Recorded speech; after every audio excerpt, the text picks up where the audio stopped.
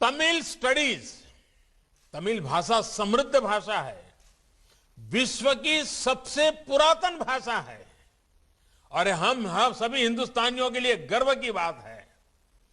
Tamil studies पर Subramaniam Bharati chair Banaras Hindu university BHU के faculty of arts में स्थापित होगी।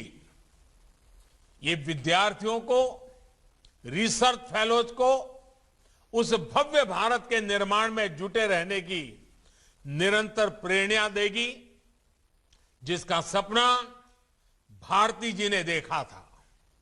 साथियों, सुब्रमण्यम भारती जी हमेशा भारत की एकता पर, मानव मात्र की एकता पर विशेष बल देते थे।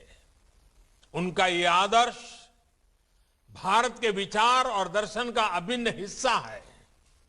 हमारे यहां पौराणिक काल के दधीच और कर्ण जैसे दानवीर हो या मध्यकाल में महाराज हर्षवर्धन जैसे महापुरुष, सेवा के लिए सर्वस्व अर्पण करने की इस परंपरा से भारत आज भी प्रेरणा लेता है। ये एक तरह से एक ऐसा जीवन मंत्र है जो हमें सिखाता है कि हम जितना जहां से ले उससे कई गुना वापस कर दें। हमने जो कुछ भी पाया है वो इसी धरती से पाया है। हमने जो भी प्रगति की है वो इसी समाज के बीच की है, समाज की वजह से की है। इसलिए जो हमें मिला है वो केवल हमारा नहीं है, वो हमारे समाज का भी है, हमारे देश का भी है। जो समाज का है वो हम समाज को लौटाते हैं और समाज उसे कई गुना करके फिर हमें और हमारी अगली पीढ़ियों को वापस दे देता है। एक ऐसा ऊर्जा चक्र है, ऐसा एनर्जी साइकिल है जो हर एक प्रयास के साथ तेज होता जाता है।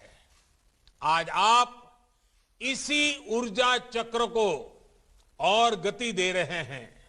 साथियों, जब हम समाज के लिए कोई संकल्प लेते हैं तो उसकी सिद्धि के लिए समाज ही हमें सामर्थ्य देता है।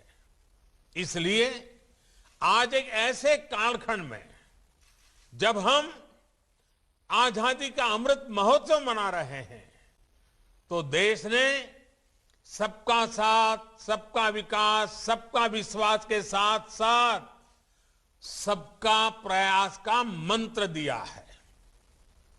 गुजरात तो अतीत से लेकर आज तक साझा प्रयासों की ही धरती रही है। आजादी की लड़ाई में गांधी जी ने यहीं से दांडी यात्रा की शुरुआत की थी, तो आज भी आजादी के लिए देश के एकजुट प्रयासों का वो प्रतीक है, प्रेरणा है। इसी तरह खेड़ा आंदोलन में सरदार पटेल के नेतृत्व में किसान, नौजवान, गरीब एकजुटता ने अंग्रेजी हुकूमत को झुकने पर मजबूर कर दिया था। वो प्रेरणा